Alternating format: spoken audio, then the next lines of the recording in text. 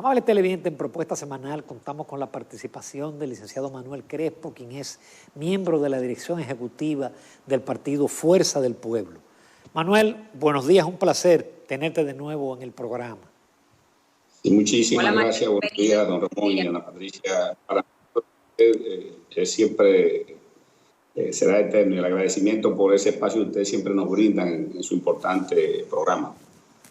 Manuel, casi cerrando la semana, o más bien el miércoles, se generó un debate en el Senado de la República con el tema de que ya llegó la comunicación del presidente pidiendo la designación del miembro del Senado que no es del partido que preside el Senado. Y entonces ahí se armó un debate que el presidente le costó llevar a comisión por la definición de lo que es la segunda mayoría. El PLD insiste que ellos son la segunda mayoría. ¿Cuáles son los argumentos, Manuel Crespo, en este tema? Mire, lo que pasa es que la segunda mayoría la conforman la bancada de los legisladores de cada partido político. Y en este caso, la bancada de senadores del partido Fuerza del Pueblo representa la segunda mayoría en el Senado de la República. Las matemáticas siguen siendo exactas y pienso que lo que hay detrás de todo esto es un regateo del Partido de la Liberación Dominicana, de ese reducido grupo de comité político que prácticamente se han quedado solos en este escenario, de tratar de seguir tirando aletazos para poder sobrevivir. Pero la realidad es que el pueblo dominicano fue sabio y en definitiva los legisladores, una parte de ellos se pasó y se juramentó en el partido Fuerza del Pueblo una vez fueron electos. Ya no siguen siendo legisladores del Partido de la Liberación Dominicana, sino del partido en el cual se juramentaron y del cual ya forman parte de la bancada de legisladores, en este caso del Senado de la República. Eso está muy claro, la ley de reglamento es bastante clara y yo pienso que es el derecho al pataleo, que no le queda de otra a ser reducido de la llamada OTAN, del comité político del PLD.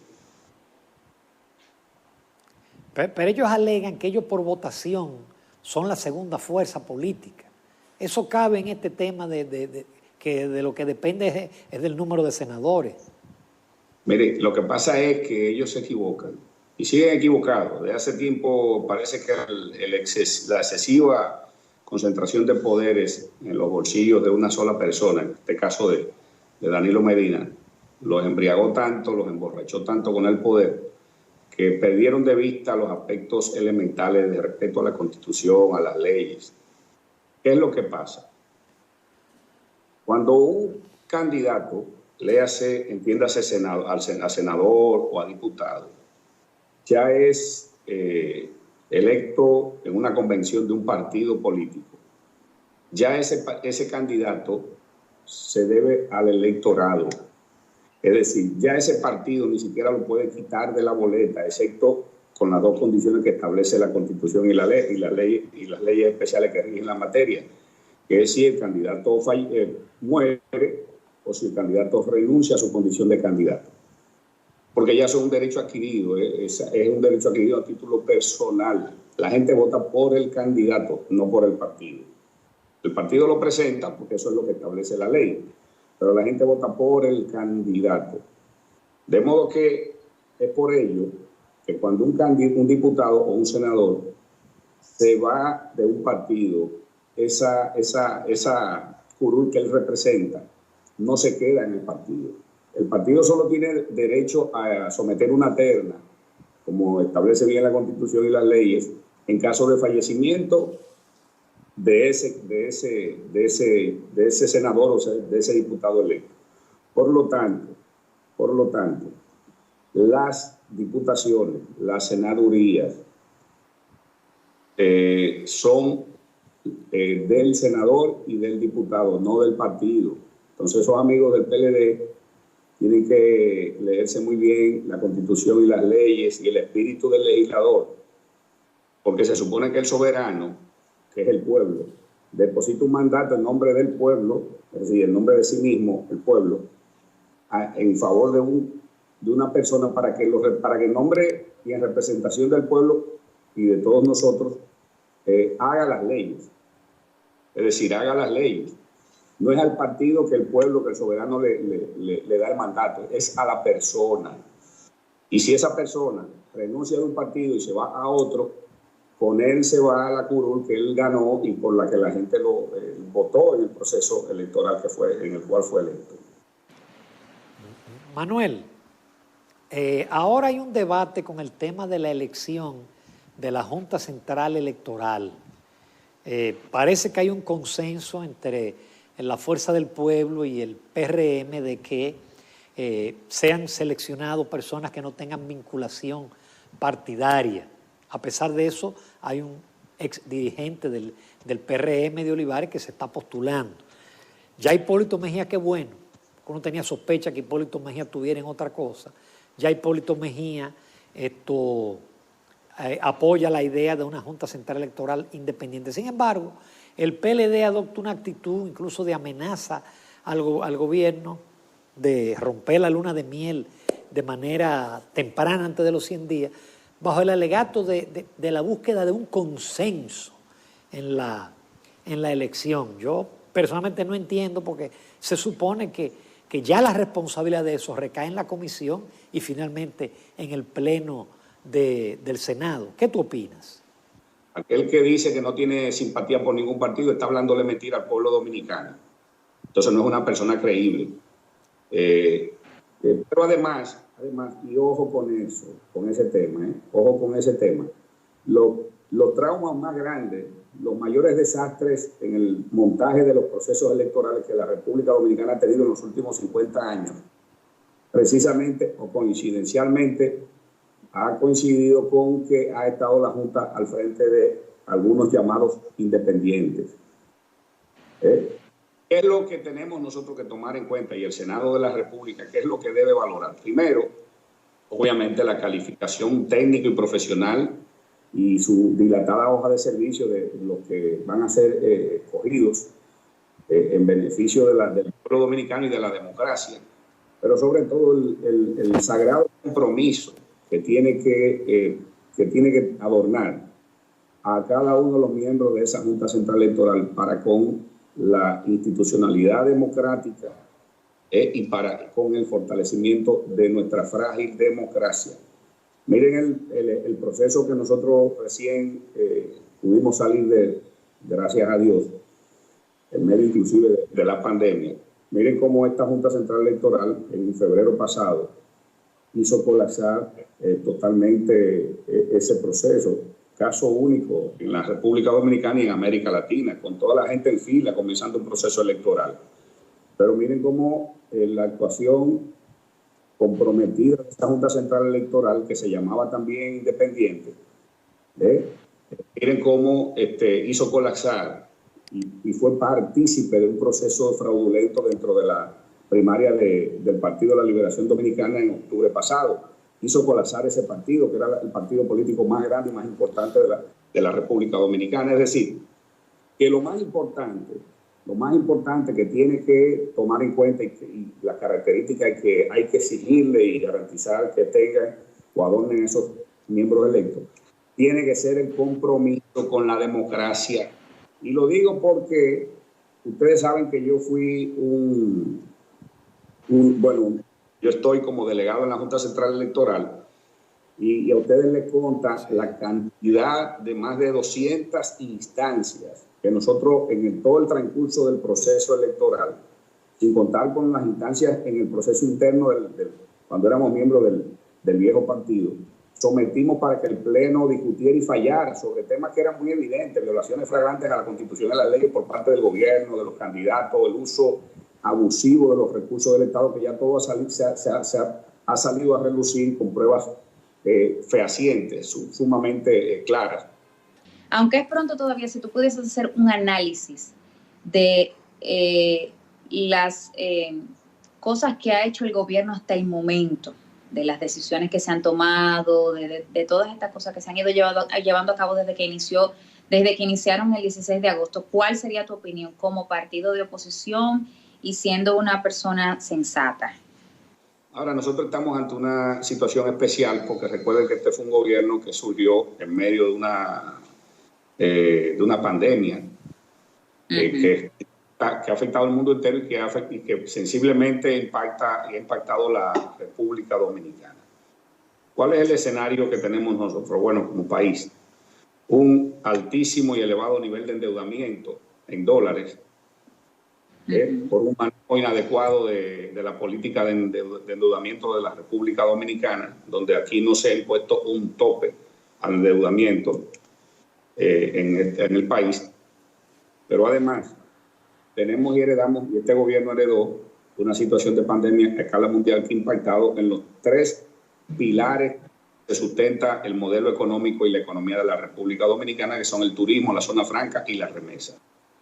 Si al mes de febrero, marzo, al inicio de la declaratoria del estado de emergencia en la República Dominicana, nosotros estábamos hablando que solamente por el pago del servicio de la deuda, es decir, por el pago de los intereses mensual o anual que representa la deuda que tenemos en dólares en la República Dominicana, ese monto con respecto a los ingresos netos de las recaudaciones netas representaba más del 25% ya aproximadamente de los ingresos de divisas a la República Dominicana.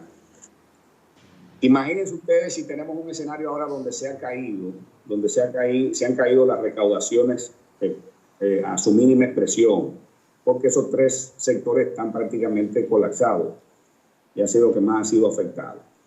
Entonces, no está del todo claro ahora en la actual coyuntura qué representa con la caída de los ingresos en términos porcentuales el pago del servicio de la deuda. Pero ya vemos que para el tema de la pandemia, el gobierno que se fue tomó prestado una cifra superior a los 4.500, 5.000 millones de dólares de marzo a agosto, ¿verdad? Pero además aprobó un presupuesto complementario el gobierno pasado. Pero ya este gobierno en un mes y unos días que tiene, aprobó un presupuesto complementario, pero también ya vimos cómo ya ha colocado más de 4.000 millones de dólares en préstamos. Es decir, la proyección que se tiene, o cómo va, de acuerdo a lo que hemos visto al inicio del gobierno, ya podemos decir que este gobierno rompió récord en términos del endeudamiento mensual, porque ya en un mes aproximadamente superó la cifra de los 4.300 millones de dólares. Ahora, nosotros lo que le estamos, y es mi opinión y mi sugerencia al actual gobierno, el gobierno tiene que desmontarse de ese carro viejo en el que estaba montado el gobierno anterior, que no condujo a nada bueno a la República Dominicana. Entonces vemos al gobierno que siguió montado en el mismo cuadro de la declaratoria de emergencia, de la cuarentena, tienen encerrado al pueblo dominicano, pero entonces no hemos visto que ya en más de un mes que tiene de gobierno, que hayan iniciado las pruebas masivas. Aquí no hay pruebas en los laboratorios de PCR, lo saben ustedes y todos los amigos televidentes. Aquí no se ha instalado una unidad nueva de cuidados intensivos. Es decir, el país tiene entre hospitales públicos y clínicas privadas unos 484 ventiladores artificiales. ¿Ustedes saben qué significa eso? Que todo, si aquí como se presentó en la pandemia o con cualquier situación de catástrofe, al mismo tiempo el país requiere más de 484 ventiladores para salvarle la vida a los ciudadanos. ¿Ustedes saben qué va a suceder? Que todo aquel que esté después de 484 sencillamente muere por falta de ventilador. Y sin embargo, desde marzo hasta la fecha, con tantos miles de millones de pesos gastados, aprobados, y de dólares, todavía no ha entrado un solo ventilador nuevo a ningún hospital público de la República Dominicana. Es decir, yo creo que ya el gobierno tiene tiempo suficiente para dar señales claras y comenzar a montarse en un carro nuevo en el que el pueblo dominicano lo montó. Y eso no debe perderlo de vista el actual presidente y el actual equipo que le acompaña. El pueblo dominicano rechazó, sacó a patadas prácticamente por el mal manejo al gobierno anterior. Y no puede ser que este gobierno siga montado en el mismo carro viejo del gobierno pasado, replicando las viejas y malas prácticas de las que ya nos tienen cansados una buena parte de la clase política, a todos los dominicanos.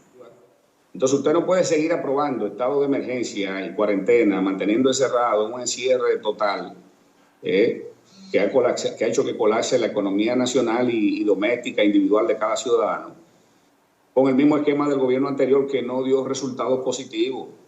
Usted no puede criticar, o no se pudo haber pasado la vida muchos años criticando el hecho de que las instituciones del gobierno se repartan entre los feudos familiares y volver a replicar el mismo esquema de designación y de reparto de las instituciones públicas entre familiares. Es decir, yo creo que hay cosas que ahí el gobierno tiene que observarlas y el pueblo dominicano lo está observando. Es decir, el pueblo dominicano no quiso un cambio de color en el manejo del gobierno. No, el pueblo quiso y quiere un cambio de las viejas prácticas y malas prácticas que en definitiva a lo único que han llevado a la República Dominicana es un excesivo endeudamiento, a hacerle perder grandes cantidades de recursos y de tiempo a los dominicanos. Miren, para lo único bueno que ha servido la pandemia, ustedes saben que Juan Bosch decía mucho que no hay nada tan malo que no tenga algo bueno. Y para lo único bueno que podemos nosotros afirmar que ha servido la pandemia, parafraseando esa frase que don Juan usaba mucho, es que ha servido para desnudar la realidad, la cruda realidad del pueblo dominicano, y para dejar al desnudo a mucha gente que se dedicaba y que se pasó la vida entera maquillando cifras en la República Dominicana de todos los tipos de indicadores.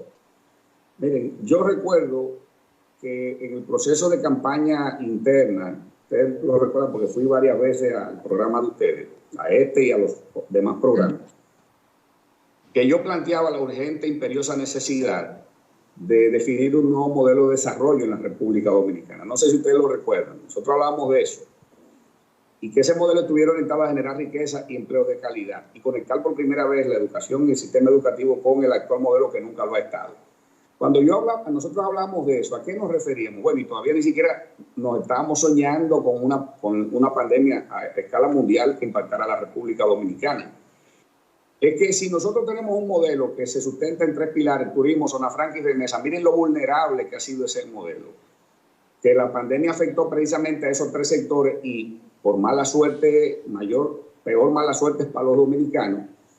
Las ciudades más afectadas por el COVID fueron los lugares, las ciudades y los países donde pues vive la mayoría de los dominicanos, como el caso de Nueva York, España, Madrid, ¿verdad? E Italia y la República de Italia, para afectar más el tema de la remesa de los dominicanos que nos envían desde allá. Pero miren, si nosotros hubiésemos descansado, hubiésemos iniciado un agresivo programa de transformación de nuestro modelo, aprovechando las materias primas que nosotros producimos como país para venderla como materia prima a otros países, comenzando con los rubros agrícolas. Le pongo un caso de 2, el cacao, por ejemplo, el arroz y sus derivados. Nosotros no hemos instalado agroindustria para aprovechar y fabricar en República Dominicana y procesar esos rubros que cosechamos y sembramos y cosechamos en República Dominicana, para transformarlo en varios subproductos, que es donde precisamente se genera la riqueza real en una sociedad. Eso no ha ocurrido. Nosotros no hemos diversificado, por ejemplo, la industria de la caña. Muy por el contrario, nosotros nos hemos olvidado de la inmensa capacidad que tenemos nosotros como nación para poner a los dominicanos a producir y a generar riqueza. Hoy la historia hubiese sido otra. Pero me voy a la educación, al tema de la educación. Miren cómo la pandemia demostró y puso al desnudo el anacrónico sistema educativo de la República Dominicana. Estamos patinando para comenzar un año escolar. ¿Por qué? Bueno, ni los maestros se han capacitado, ni tienen las herramientas para el tema de la educación virtual, pero tampoco los estudiantes lo preparamos para ese proceso de educación virtual en la República Dominicana. Ustedes recuerdan el famoso programa que nosotros iniciamos en el gobierno del presidente Fernández, cuando estábamos en ese tiempo en la juventud, del programa de reducción de la brecha digital. ¿Ustedes lo recuerdan, don Núñez y Ana Patricia? Sí, sí. Resulta que, entre otros componentes y otros temas que procuraba ese programa, era precisamente el de la implementación del gobierno, del e-government, el gobierno electrónico, la automatización de los procesos, incluido el tema educativo. Nosotros iniciamos con un plan piloto de entregarle computadoras a los jóvenes estudiantes de la República Dominicana. Y miren, estamos hablando del año 2005. ¿Qué sucedió?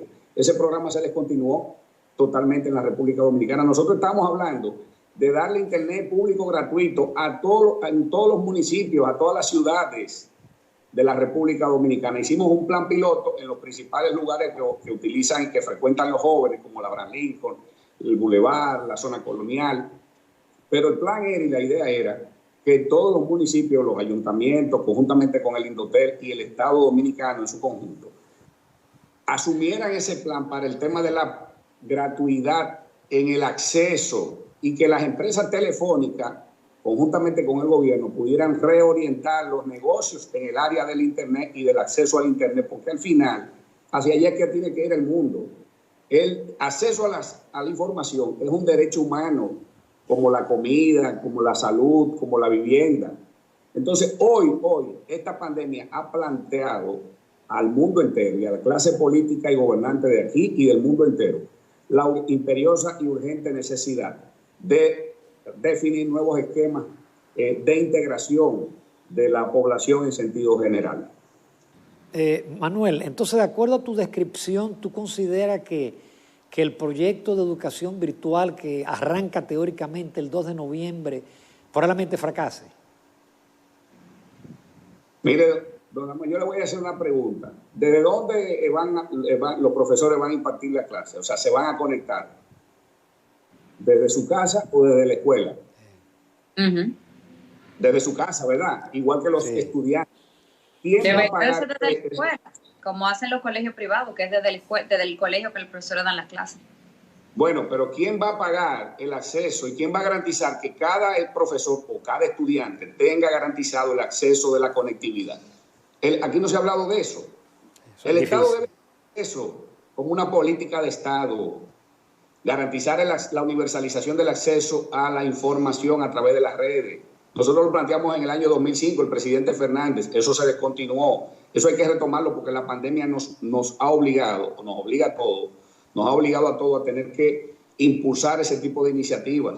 Ustedes saben si un estudiante pobre del barrio de Capotillo, de Simón Bolívar, puede pagar 1,000 y pico de pesos mensual o un plan barato de internet de 800, 700, 1,000 pesos mensuales para garantizar que ese joven, que ese estudiante pueda accesar. Eso no es posible. Entonces tiene que darse un plan para que el acceso al Internet sea público, sea gratuito, y donde quiera que el estudiante, el joven o el ciudadano se pueda mover, profesor, estudiante, pueda tener garantizada la conexión al Internet, porque ¿de qué forma se va a conectar si no tiene conexión garantizada? No hay forma, ¿eh? Entonces, eso es lo primero que debió definirse en la República Dominicana. Miren, la mayor red de fibra óptica de la República Dominicana, ¿ustedes saben en manos de quién está? En manos de las empresas distribuidoras o de transmisión eléctrica, de las empresas de transmisión eléctrica. Y sin embargo el Estado no ha hecho, el gobierno no ha impulsado una agresiva campaña, un plan para hacer el proceso de reconversión y de convertir y de lograr que esa fibra óptica, esa capacidad y esa gran cantidad de fibra óptica que el gobierno tiene instalada con toda la red eléctrica pueda también ponerse al servicio y ser utilizada para el tema del acceso al Internet en la República Dominicana de manera masiva. Entonces, son de las cosas que aquí hay que hacer primero. Si nosotros nos estamos poniendo primero los pantalones y después la ropa interior, estamos haciendo las cosas al revés. Hasta que aquí no se garantice el acceso y no se defina las distintas modalidades del acceso, el gobierno con el sector privado, el gobierno asumiendo su responsabilidad, entonces aquí no es verdad que vamos a tener la garantía de un eficiente año escolar en la República Dominicana, ni a nivel de las escuelas, los colegios, ni mucho menos tampoco a nivel de las universidades. Manuel, ¿tú eres partidario entonces de que poco a poco la economía empiece a reactivarse, de que los colegios empiecen colegios y escuelas, universidades empiecen de forma semipresencial y luego presencial? ¿Realmente esa sería la forma más eficaz, más que empezar con el método que quieren empezar en la educación pública virtual? Porque ya las escuelas privadas empezaron virtual desde agosto, pero la parte pública, o sea, hacer una apertura semipresencial sería más efectivo. Esa es la pregunta. Mire, yo lo que estoy planteando es que hasta tanto el mundo desarrollado no decida aportar la vacuna del COVID y no se pongan de acuerdo en el tema de la comercialización de esa famosa vacuna, que es el principal debate que tienen los países grandes, para que estemos claros. Nosotros, el Estado Dominicano tiene que asumir y garantizar la conectividad de la educación virtual en la República Dominicana. Es decir, conjuntamente con las empresas, el Estado Dominicano tiene que garantizar por lo menos, hasta que eso suceda, que está hablándose de final de año o a más tardar mediados del año que viene, el tema de la vacuna del COVID, donde después de eso se puedan normalizar todas las actividades, que el Estado asuma garantizar la gratuidad, la inserción de la conectividad a todos los ciudadanos de la República Dominicana, sobre todo a los estudiantes, de manera especial a profesores y estudiantes de todos los niveles. Eso es lo que yo creo que debe producirse en la República Dominicana. No hay forma de garantizar la integración y la conectividad si no se resuelve ese problema. Entonces, eso es lo primero que tiene que hacer el gobierno.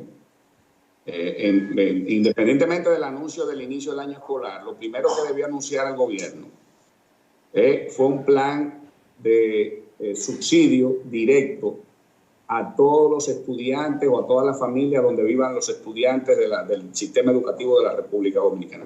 Y eso no es difícil, el gobierno tiene toda esa estadística, maneja todas esas informaciones y el gobierno perfectamente puede asumir el costo para garantizar la inserción de todos los estudiantes de la República Dominicana. Manuel Crespo, en pocos minutos, porque se nos acaba el tiempo, yo quiero finalizar con la fuerza del pueblo, el Congreso. Y si es verdad que van a seguir pasando legisladores, alcaldes, regidores e incluso hasta del comité político del PLD van a juramentarse con la fuerza del pueblo. Mire, don Núñez, lo que se está dando es un vaciado. El viejo partido prácticamente se está produciendo un vaciado porque en definitiva nadie va a seguir en una entelequia que fue desmantelada por las ambiciones desmedidas de un hombre que solamente se aferró y le interesó el poder por el poder, como es el caso de Danilo Medina. Entonces, un partido además sin perspectiva, sin un liderazgo que pueda montar un proyecto exitoso para el proceso del año 2024, con su principal figura que no está habilitada y sin ninguna figura alternativa porque él se encargó de matar el gallo en la funda a esos líderes nuevos o de relevo dentro de ese partido, con todo ese mal manejo que hizo y esa imposición de un candidato de manera antidemocrática. Entonces, el Congreso de la Fuerza del Pueblo va y está reafirmando la profunda vocación democrática de los hombres y mujeres que formamos parte de él, no solamente los que salimos del viejo partido y de otros partidos que también forman ya parte de la estructura de nuestro partido Fuerza del Pueblo, sino de miles de ciudadanos y ciudadanas de todas las edades que han decidido asumir la Fuerza del Pueblo, que no tenían partido político alguno, que han decidido asumir la Fuerza del Pueblo como su herramienta de participación y de integración democrática para los próximos procesos en la República Dominicana. El Congreso oficialmente se inaugura el próximo día 6 de noviembre, el Día de la Constitución, y culmina el próximo 27 de febrero, Día de la Independencia de la República Dominicana. En ese proceso se van a definir a grandes rasgos, vamos a discutir la línea organizativa, la línea de masa, en fin, la parte estatutaria, la definición de un partido, obviamente, como partido nuevo, moderno, democrático, profundamente democrático, donde los jóvenes y las nuevas generaciones pueden hacer carrera y podrán hacer carrera política de manera libre y democrática. Manuel Crespo, te agradecemos de verdad en todo lo que vale tu participación y el tratamiento de tantos Manuel. temas de mucho interés para todos. Gracias, un abrazo, un abrazo. Gracias. Exactamente. Amables televidentes, continuamos con Propuesta Semanal.